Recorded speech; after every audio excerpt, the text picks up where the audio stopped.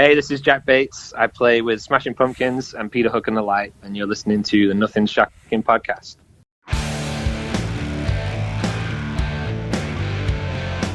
Want to know what's going on in the world of music? Then tune in to the Nothing Shocking podcast, a non-genre based, all ages friendly rock and roll program. Join us weekly for interviews with all your favorite rock stars from the mainstream to the underground. You can find us at nothingshocking.libsyn.com or anywhere you download podcasts.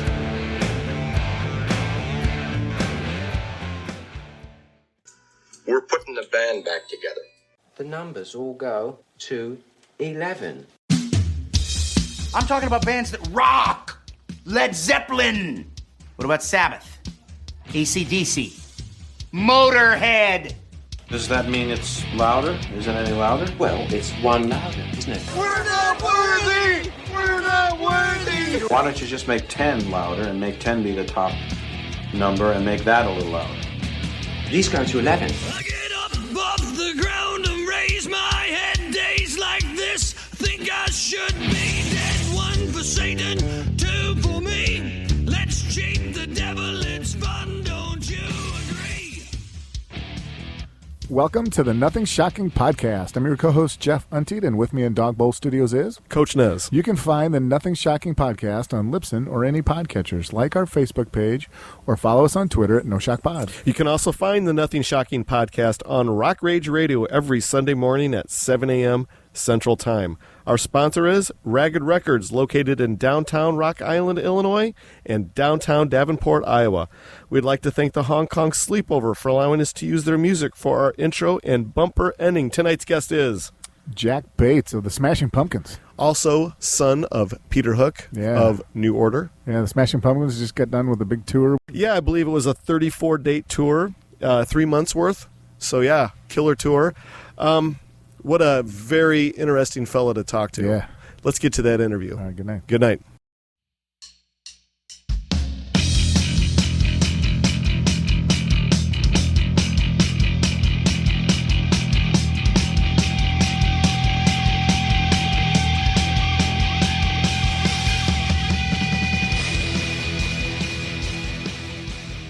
Jack, welcome to the Nothing Shocking podcast. I'd like to introduce you my co-host, Jeff Untied. Jack, thanks for joining us tonight. Hey, thanks for having us. Well, we're super excited to have you. Thank you for all the correspondence. Thank you for your willingness to participate. We're excited to have you tonight. Yeah, I'm excited to be here. Thank you. I was looking back at who's been on this podcast, and I saw a lot of people that I know, so I'm in good company, I think. You're in very good company. Yeah. And let's get into business here. You just finished a 3-month 34-date tour with the Smashing Pumpkins. Can you give us an insight on the Smashing Pumpkins touring opportunity? How did it come your way? So I've been playing with them for almost 8 years now. Gotcha. I started in 2015. Billy is actually a really old friend of my dad's. My dad was in a band called New Order and Joy Division. And in 2001, Billy actually toured with New Order for a bit, which was the first time I ever met him, but I was only about 12, so I didn't really understand who he was or what he was doing in the band. It was just kind of, one of those things that washes over you when you're a kid. Sure. And then maybe 2 or 3 years later, when I started getting into the Pumpkins at like maybe 14, 15, I'm like, oh shit, that's that guy. and then so that was interesting. And then obviously New Order split up in 2006, I think. And my dad went solo in 2010, playing all the old Joy Division and New Order material on his own. And I was in his band. And then every time we go through Chicago, we'd ask Billy to come down and sing or play guitar, usually at the Metro where we'd play. Sure. And he'd always come down. And I guess it all just came from that, really. You could see that I could play. And then 2015, I guess they needed someone. They called me, and then the rest is history. Oh, so cool. Can you talk a little bit about playing at the Metro? That's a pretty iconic venue for Chicago. Oh, yeah, man.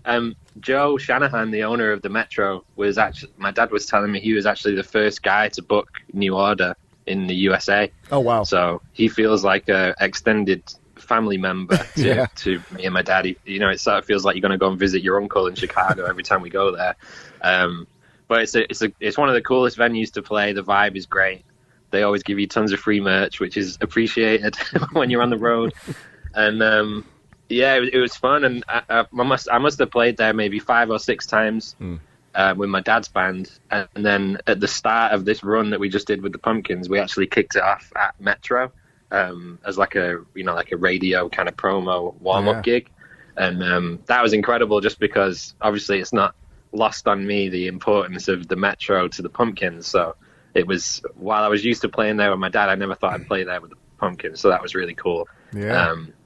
It was a bit of a squeeze trying to fit all the Pumpkins gear into the Metro. I don't know how the crew did it, but we pulled it off. It was an amazing show. They streamed it live on the radio, I think, so everyone could tune in. It was fun. It was really cool. So now I can say that I've played with both bands, which is really nice. That is. Oh, very cool. Well, as far as set list goes, what is Billy's methodology as far as, songs from, I guess maybe the body of work is so intense, the library of music. How does Billy make a set list? Do you know his methodology or method to his madness? I can't say I do, to be honest. I just, I usually get sent an email with like a kind of provisional list that he's going to pick from, and then I'll start learning the ones I don't know or brushing up on the ones that I do know.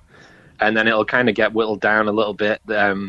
This tour was a little bit different because there was new material going to be in the set for the album that's, it's in 3 parts. The first part is out. The rest of it is to come. Some of the songs were going to be from that. So we had to figure out how to get me the new stuff without it leaking or anything. So it was quite nerve-wracking. Yeah. They literally mailed me, because I live in Manchester in the UK, they mailed me a USB stick the old-fashioned way, because we didn't want anything on the cloud, Yeah, absolutely. So I had to learn 4 or 5 new ones, which was fun as a fan of the band, which I still am, even though I play with them. It was nice to get a preview on the new stuff. So that was probably took up the most time. And the rest of it, I was just kind of brushing up on stuff that I've played before, or just stuff that I was familiar with from, just being a fan of the band. So then usually that big list gets whittled down a little bit, and then we ended up with a set of about 18 songs for this tour. I think 4 or 5 of them were new, so it was a good mix of all the hits for the people that want to hear the hits, but then a couple of deep cuts, some new stuff. It was a really fun set. So cool. Oh, yeah. Do you guys ever improv a little bit like the rest of the band? Hey, Billy, let's try this song. Something that maybe not necessarily is on the set list every night? Oh, yeah. Well, that actually happened maybe... Wow, God, I wish I could remember what show it was. Jeff Schroeder, our guitar player, his amp blew up. And they were in the middle of the show, and they were struggling to get the backup going, or something had happened. And we were literally stood there just like, what do we do? So then Billy just started playing Rhinoceros off Gish. That we haven't played maybe since like 2016 or 18, maybe, I don't know. But it was amazing the way most of it comes back to you just through muscle memory. Yeah. It was a bit nerve-wracking. I was like, what is that next change? And then all of a sudden your hands just do it, and then you're just like, thank God. Fantastic. Jeff, you got the next question? Yeah. Just a couple of days after that Metro show, you guys, after debuting Beguiled, the new song, you were on the Jimmy Fallon show. Yeah, that was fun too. I mean, I really liked that new single. As soon as I heard it, when I got my top secret USB stick in the mail, as soon as I put it on, I was thinking like, I bet that's the single, just because it was super catchy riff. Yeah, and then it was. So we played it on TV, and we did a music video for it just before the tour started, which was cool. It was the first time I'd been in a Pumpkins music video, so I could tick that off my bucket list. And yeah, it was fun. And it was going down really well live too. People seemed to be really digging it. It was probably maybe the second to last song of the set, which is a pretty bold place to put something new, because at that point maybe people just want to hear the stuff they know. But it was cool. You could tell that the song was getting traction because people were digging the song even that late in the set. It was fun. Oh, so cool. Yeah, that's awesome. With this tour being, I guess, considered a co-headlining tour with Jane's Addiction, was it a toss-up as far as what band is going on first or what band is going on last, or was it a mutual exchange, or how did it work for both bands? Was it the same every night? How did it work?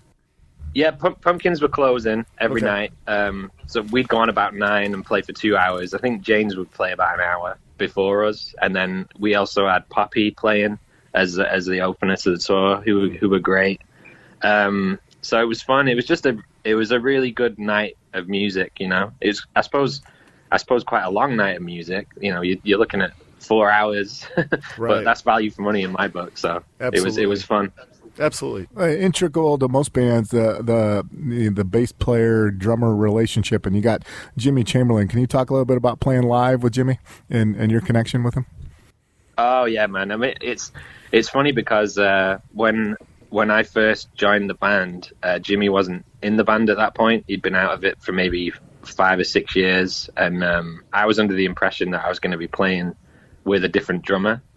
And then literally like 3 days before I was due to fly out to start rehearsing for the first time with them, I got this email that was like, oh, by the way, Jimmy's coming back. So the set's changing, you know. And then I was like, because I was already super nervous about the whole thing.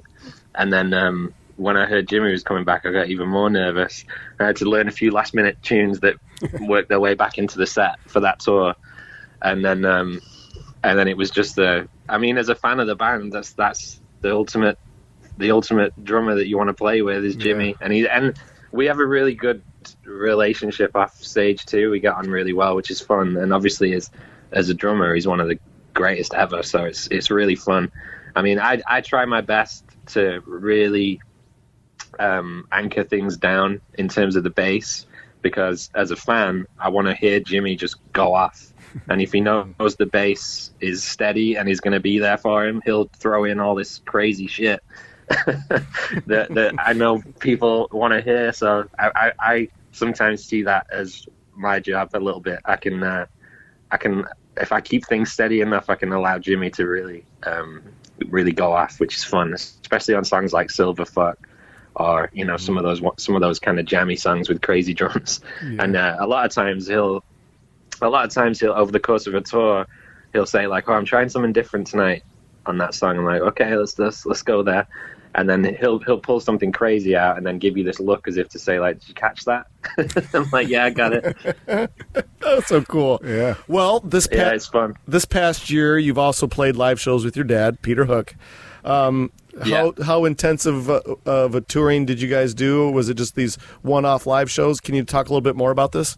Yeah, so I've been playing with my dad's band since 2010, and then probably since about 2018 when the Pumpkins got really busy. It's kind of been off and on. I've been in and out of my dad's shows just whenever I'm able to. I want to play with him, but you know, it doesn't always work like that. The scheduling is difficult sometimes. But this summer, I probably managed to play maybe 25, 30 shows with him, mainly festivals. But then we did some big. His biggest ever solo headline shows in the UK, which were delayed for about 2.5 years because of COVID. So we finally got to play these big shows at Brixton Academy in London, the Apollo in Manchester, and it was great. At the moment he's touring he plays the first 2 Joy Division albums in full, with a host of other stuff in the encore, and he plays for like 3 hours. It's crazy at 66. But he just loves touring. So I mean, I wish I could play all of his shows and all of the Pumpkins shows, but it's just, you know, you can't be in 2 places at once, unfortunately. But I'm hoping that next year I'll still be able to play some with him. Oh, so cool. Well, you know, once again, we're talking about another massive catalog of music that your dad has been a part of through the years, between Joy Division, New Order, and Monaco and Revenge and so forth. As far as your dad putting a set list together, what is it? How does it work for him? Does he dabble with any of the Revenge stuff or the Monaco stuff? I think he's playing some Monaco stuff on tour at the moment. Yeah, we haven't got around to Revenge yet. I'm not sure if the appetite for Revenge is as big, you know what I mean? And I'm not being. I think he would be the first to agree with me. I think some people want to hear it, some people just wouldn't know it. So it's kind of a difficult one to fit into your live show. I mean, his whole thing is since he left New Order and started doing it on his own, he thought it was a bit too tribute band territory to just play a set of songs. So his kind of gimmick is to work chronologically through the catalog, playing the albums. So we started in 2010 with Unknown Pleasures, 2011 Closer, and then we went on to New Order, Movement, Power Corruption Lies, Low Life. We've been through the whole catalog of both bands up until what was the last one he did? Republic. So the next one will be Get Ready, and then there's only one left after that. Wow. So he's literally like on a mission to play. He wants to play every song he's done before he retires. That's his thing, and he's almost there. It's took 10, 12 years, but he's almost there. But the problem is he just wants to keep going through the catalog, but obviously promoters are like, hey, we really want you to play Substance, or we really want you to play Unknown Pleasures and Closer. So he's kind of been the last couple of years he's kind of gone back to playing the first two albums because there was just such a big demand to see that tour again. And then I think when that is through, then he'll be moving on to Get Ready, which is the next one. So it's interesting what he's doing, really. I mean, he's actually playing some shows in April in Manchester where he's playing like 6 or 7 complete albums over 3 or 4 shows. Oh, wow. So it's like, it's like 90 tracks or 100 tracks over the course of the shows. I'm looking at him like going, are you sure you want to do this? That's a lot of practice. He's like, yeah, don't worry, it'll be great. Oh, okay, so cool. I'll remind you of that. As far as, playing live with your dad, out of the catalog that when you get on stage and you're able to play his set list, what track or what song do you find most challenging for your chops? What one do you find the most challenging to play live? That is.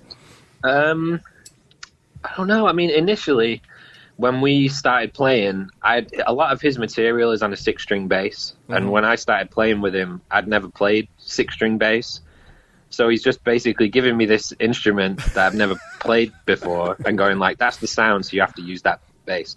And then I'm like, but because I'm a naive 21-year-old at this point, and I'm like, but I could play this on a 4-string. He's like, no, that's the sound. You got to play it on the 6-string, which I totally get now. I didn't then, but so at first it was all the 6-string songs. Some of them, mainly New Order songs on the 6-string, are difficult.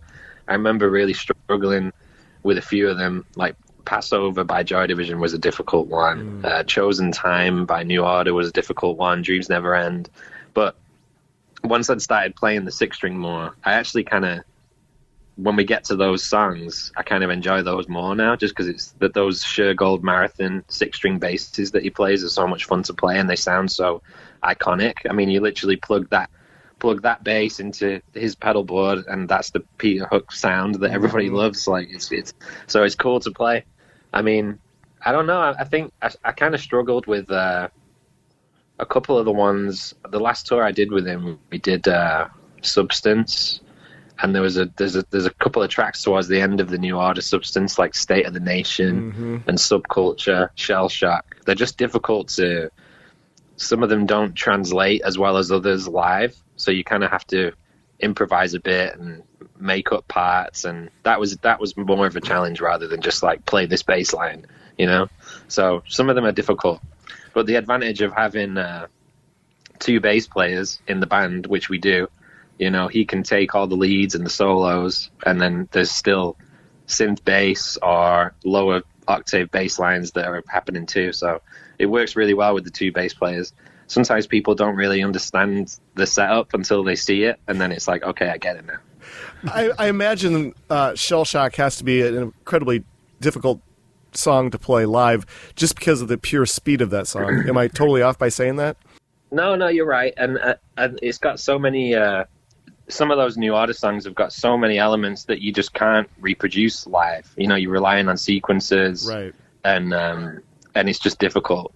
And I mean, because not every song is designed to be played live, probably. I'm sure at some point New Order were probably thinking, we're not going to play Shell Shock that often, if ever.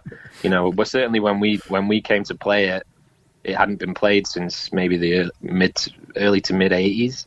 And this is the thing. This is the challenge that he sets himself by playing the records. Obviously, you can't skip those tunes. So when you get to even when you get to Power Corruption and Lies, it's like, okay, first track, Age of Consent, brilliant, we can rock that. But then the next track, We All Stand, that is a difficult tune to play, and it's not a hit. So it's a struggle sometimes to bring sort of the non-hit songs to be as good as, Age of Consent before it, or Your Silent Face, or whatever. So it is quite a struggle sometimes, but that's the challenge that he likes to set himself by playing the records. He doesn't want to leave any song behind, Very good. Yeah. Can you talk a little bit about from the musician aspect of playing live with these two iconic, characters, your dad and Billy Corgan? When you're playing a song, even though you didn't necessarily write it, but when you're playing and the crowd reacts, and can you just talk a little bit about that emotion? Has that emotion ever taken over when you're playing and you get that crowd reaction that just is unbelievable? Yeah. I mean, this is the thing. What's interesting for me is obviously I was a massive Pumpkins fan before I joined the band. And over the years growing up, I became a fan of my dad's music kind of by default. But then when I started playing it, I'm like, got real appreciation for it and became a big fan of both bands. So I'm in a unique position really where I'm literally the fan on stage playing. It's almost like, living the dream kind of. And it is emotional sometimes. I mean, the first show the Pumpkins played after COVID was like late 2021. We played this huge festival in Chicago called Riot Fest. Mm-hmm. Yeah. And I just remember, I can't remember what song it was. I wish I could. But there was just a moment where it was like, wow, music's back. Yeah. And it was totally like one of those emotional moments on stage. I wish I could remember the pinpoint bit of the set. It was just one of those moments where the crowd just went mental. And it was kind of like, okay, we're back after 2 years off, So that was probably the most emotional moment I've had playing. But just as a fan, it's just cool to have the opportunity to play some of your favorite songs, So cool. Yeah. Well, you have to let your dad know that there's one guy in Rock Island, Illinois that is a huge Revenge fan.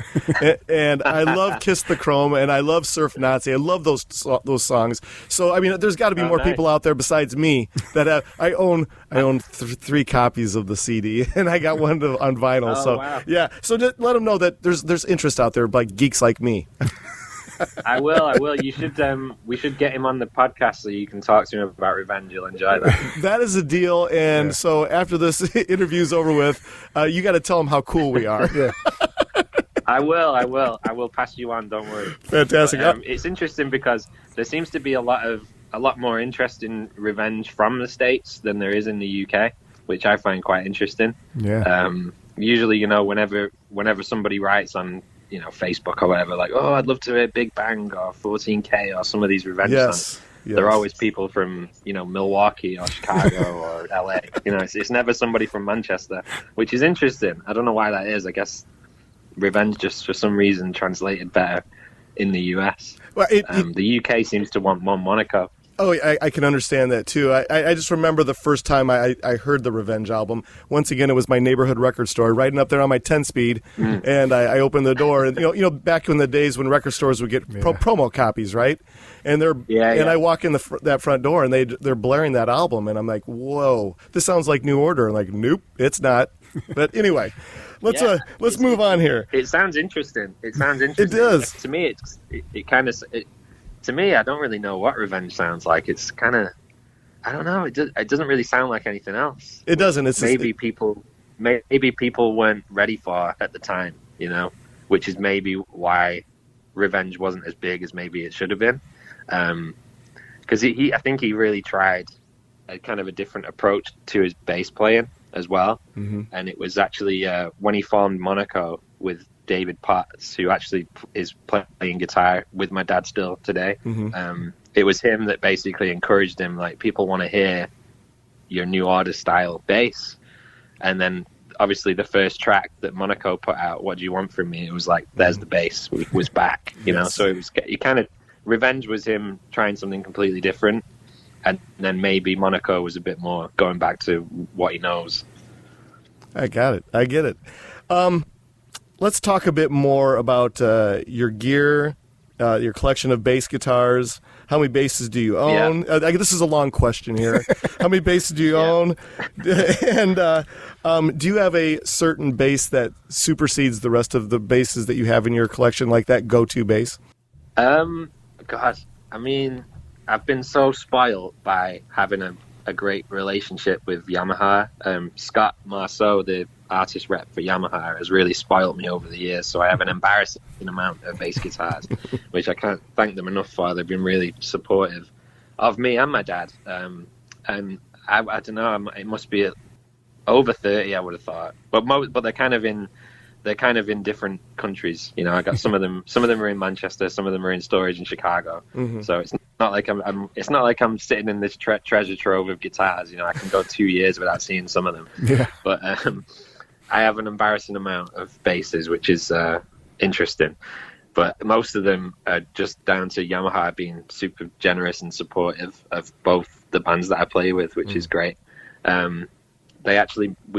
Maybe, what was it, 18 months ago, maybe, they put out the Peter Hook signature bass, which we'd been waiting a long time for, which I know my dad was very proud of as well. After 40-odd years of playing Yamaha, he finally got his own signature bass. So at the moment, that one is like, you know, the go-to bass. I was playing it on the Pumpkins tour, and he plays it on his tour too, which is the biggest vote of confidence that you can give to a signature bass. You know, he's playing it. He's retired his old one from the 80s, and now he's playing his new one. So it must be good, you know. That's the way I look at it. Like, I'm saying to Scott, like, he's playing the bass. That's the biggest advert for the bass that you need. But the problem was they wanted it to be super exclusive, so they didn't make a large number of them. So people just ended up getting really pissed that they couldn't get one. So I think next year, 23, we're going to try and do another run, maybe a couple of other colors, and make them a bit more widely available for people. So we stop getting slagged off on social media. Fantastic. How many did you take on tour with you? Totally. Yeah, I have 9 on tour with the Pumpkins at the moment, just because we play in 4 different tunings, so you have to have 4 different basses with 4 backups, all in the different tunings, and then I brought my Peter Hook signature bass to add to it, which became the main bass for E-flat tuning. So I had 9 on this tour, which is a lot, but you have to have backups in case something goes wrong. A couple of times I've had to use the backups on this tour, actually, so it is a lot, but they do all get used. Well, very good. Yeah. All right, so next question, very on-the-spot question. I'm going to put you in the spotlight on this one. So, Peter Hook is your dad. Has it been a blessing or has it been a curse on your career professionally? Wow, that's deep. Very deep. No, I think nothing but a blessing, I would say. We have a really good relationship, and we butt heads now and again just about how we want the shows to go, but that shows that we both care, you know, which is good. And but obviously, like, playing with him as a father and son thing is the best thing that you could ever do with your dad as a musician, you know. So it's been fun all those years playing with him, and obviously playing with him is what led me to playing with the Pumpkins. So it's all kind of goes hand in hand, really. So there would be nothing that wasn't a blessing. As far as, I guess, maybe expectations from critics and fans, do you ever feel that kind of comparison type of thing that kind of breathes down your neck a little bit?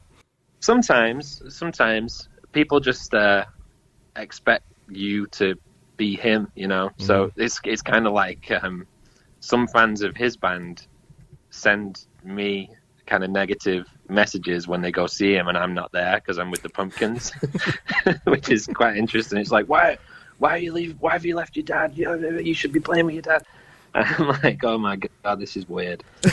So some people just don't get it, but it's quite interesting. That's the thing with social media, you know. People knock on your door, you got to answer it. Exactly. So on one of the great things about social media is I came across Disorder. It's a Joy Division cover. Mark Lanigan, yourself, Jeff Schroeder, and Shane Graham. Can you talk a little bit about making that cover? Yeah, it was interesting. Jeff called me up and said he was working on sort of like a it was a fundraiser for out of work road crew, during the pandemic. Yeah. So they were doing sort of some special collaborations, all recorded remotely, to then be part of like a streaming event that people could donate, which ended up raising a lot of money. So we thought, let's try and do something special, and so we actually did a version of Ceremony with my dad, Cool. myself, Jeff, I saw that one and today. Shane, which was really good. And the best part about that was a lot of the YouTube comments were like, this is the best version of Ceremony we've ever heard, which was like, oh my God, that's incredible, considering we recorded it in 4 different cities remotely. I was like, wow, that's incredible. But this is the thing, like Jeff's an incredible musician. Yes. And his guitar tone on that version of Ceremony was like certainly the best I've heard. It was really, really cool. So we had that one in the bag, and then it was a case of doing a second one. And I was thinking, like, what can we do that's really special? And I'd just seen a few months earlier, I'd seen Mark had done a sort of like quarantine kind of lockdown version or whatever remotely of an Alice in Chains song called Nutshell. Mm-hmm. Yeah. And so I knew, because he was living in Ireland at the time, and I knew from seeing that he had a studio set up and he could record vocals. And I knew he was a massive Joy Division fan just from having a relationship with him musically over the past few years. He'd been to sing at my dad's shows. My dad had been to play bass at his shows.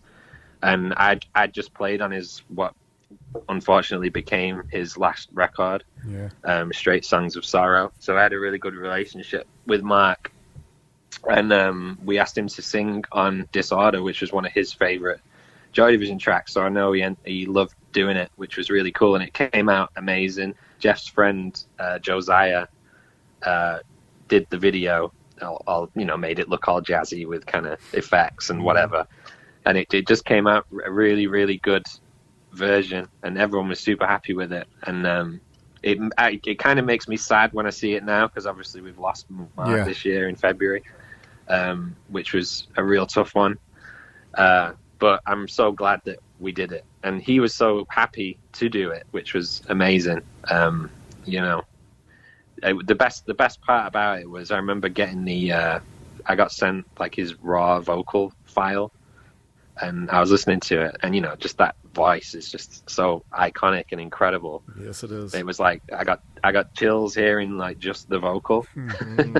So I was like, wow, when this goes on the track, it's going to be amazing. And I remember when they were mixing it, the guy was like, I didn't have to do anything to that vocal. It was just perfect, fit right in. And that's the best compliment that I can pay to Mark. He was one of the greatest. Oh, so cool. Yeah. With us coming out of the COVID pandemic now, during the pandemic when we were doing the podcast interviews, a lot of our guests would talk about their kind of reinventing themselves as far as their songwriting skills or brushing up on their instrument of choice, or working on a different instrument that maybe might be their main instrument. But anyway, as far as you go, during the COVID lockdown, did you find yourself reinvigorated in the studio or songwriting, or how did it work for you? Did you feel like you had a renaissance in your musical venture? I mean, I would love to tell you that was the case, but I'm going to be brutally honest with you. I mean, during that whole time, I really struggled for inspiration. It was just like the way things were. Certainly in the UK, it was really bad, and I almost went a year maybe without even touching a bass. I was just like, because it kind of felt like at the time it was like my career is gone. It was like I kind of went the other way. I was totally uninspired, and it was tough.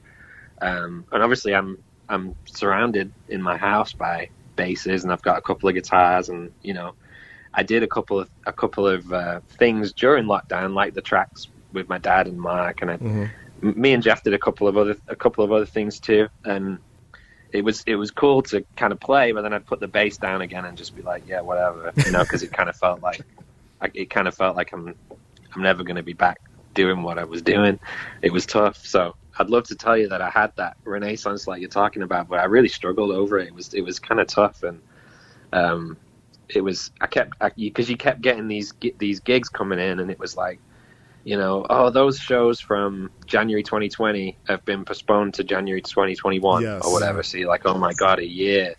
And then by the time you get to like November 2020, then they're like, hey, we're going to push those January 21 shows to January 22. Oh. And it's just like, it was just super tough to be losing all this work and not being able to play. So it was a tough time really to sort of, for me anyway, to sort of be a musician during that time. I sort of struggled for inspiration just because of the whole vibe of what was going on, and it was just such a weird time. But I remember it was kind of those first two Pumpkins gigs back kind of saved me a little bit, because I was thinking like, these shows are never going to happen. 100,000 people in a field in Chicago. It's like, it's just not going to happen. And then as it got closer, it was kind of thinking like, it might happen, it's looking pretty good. It's looking good. They booked, and then it was like, they booked flights, they're getting my visa. And so it was kind of got to the point where I actually kind of started playing and getting ready for those shows way later than I otherwise normally would have, just because I still didn't think it was going to happen. So then by the time I was flying out, I was like, oh, I wish I'd started rehearsing maybe a couple of weeks earlier. but I don't know. I think the rustiness kind of made those two big festival shows that we did a little bit better even. So it kind of worked out in the end. But very good. I certainly struggled for inspiration during COVID. I'm so glad that it's mostly in the rearview mirror now. Well, very good. Well, what's next for Jack Bates? You got taking a break after the tours and then going to tour again, or you got any other projects you're working on? Yeah, so I think 2023 is going to be a busy Pumpkins year. Obviously, like they're in the process of putting out a big new album, which is in 3 parts. So the first part came out maybe a couple of weeks ago. Second part comes out January. Third part comes out in April. So with the new record coming out, I think there's going to be stuff going on. We've only got one show on the books at the moment, so I know that the next thing I'm doing is on March the 4th in Mexico City, where the Pumpkins are putting on their own kind of one-day festival, which the exciting thing about that is the main support for the show is Interpol, who are one of my favorite bands. And then the next one down on the lineup is my dad. Oh, cool. So finally, nice. So finally my dad and the Pumpkins are going to be on the same gig. So I'm currently trying to figure out if it's going to be possible to play with both bands in the same night, which will be something that means a lot to me to be able to do both. So I'm going to try and figure it out. So that's the next thing we're doing. And then beyond that, I think there's going to be more stuff in the pipeline. But obviously I can't talk about it. So yet. No spoilers. Last question, then we'll leave you alone for the day, or for you the day, for us the night. But I asked this question to all of our guests. The mystery of rock and roll, with the dawning of social media, it's kind of taken the mystery out of rock and roll. I know I'm a little bit old. Jeff and I are a little bit older than you are, so we still remember the days of the Hit Parader magazines or Spin or Rolling Stone, whatever, to get any little information we possibly can from our favorite artists. Well, now social media has taken that all away, and you know what everybody's doing all the time. For you, the musician and the fan, what do you prefer more? Do you like the accessibility that social media gives us, or do you miss the mystery of rock and roll? I don't know. I mean, it's interesting because I didn't have a public Instagram page for a long time, and the Pumpkins management at the time were like, you should have a page, you should do some posts or whatever. And I kind of had like this private Instagram with like 200 followers, only people that I know. I was kind of freaked out by opening the door to all these people. But just the tour we did just before COVID, maybe 2019, I set up a public one, which I've probably got maybe like 10,000 people on now. And it's been mostly a positive experience. I mean, you do get some idiots, but on the whole, it's been a nice experience to sort of open up a little bit more.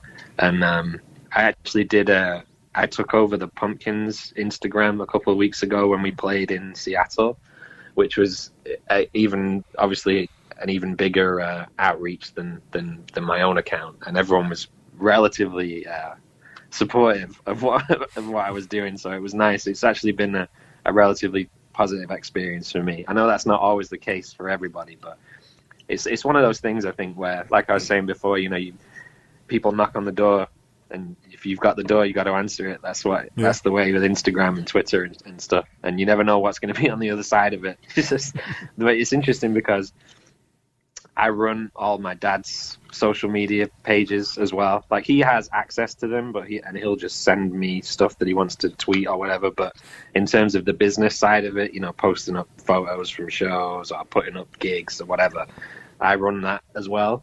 And he doesn't want to know anything about it. He just says if it ever gets, he wants it to be like 50. If he, in his mind, it's like if it's 50-50 positive and negative, then I don't care. If it ever goes the other way, let me know. So he just doesn't want to have anything to do with it. I think he's like you guys, a little bit older and prefers the mystery of it.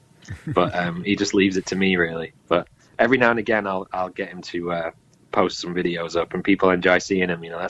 That's what I have to say to him. Like, you've got all these people, hundreds of thousands of people following you. You should say hello now and again. Yeah.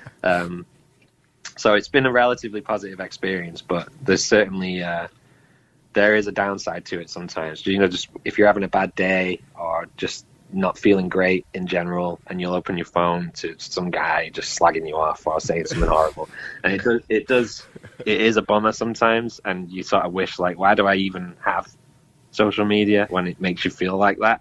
But a couple of days later, someone will send you something really nice, and then it's cool. Absolutely. Yeah. Well, we've ran out of our allotted time for the evening. Is there anything that we left off tonight that you would like to plug or promote? No, I'm all good, man. I'm just happy to talk to you guys. And as you said, it's quite early here. I'm actually in Australia at the moment, so I'm thankful that we had a good line and you could hear me. Absolutely. So I am gonna go out by the Opera House right now for some lunch. So it'll be nice. Cool. Oh, we're jealous. It's I think 8 degrees it's here on with my the bucket list. I've never been there. It's like 8 degrees here with the wind chill. So yeah, enjoy it. Yeah, I was looking on the weather app on my phone, because it has the times of all the cities. Because I didn't want to miss you guys. And I was like, okay, trying to work out. I think I'm like 20 hours ahead of you or something here. Yes. So I was trying to work out what 6:30 Chicago was in Australia, and I saw, because on mine it was in Celsius because I'm British, and it was like -4. I was like, oh my god, it's like 25 there. Well, this is how things are going to work. Jeff, the editing wizard, will get it all cleaned up, and as soon as it's all done, I will send you the link immediately. Does that sound good? Okay. Yeah, and I'll share it everywhere for you guys, and I'll try and get my dad on for you. Oh, that'd be fantastic. No worries. All right, man. All right, man. I'll be in touch with you in about 3 weeks. Yeah. Sound good? Cool, man. Thank you very much. See you later, guys. Take care. Thank you. Bye-bye. Cheers.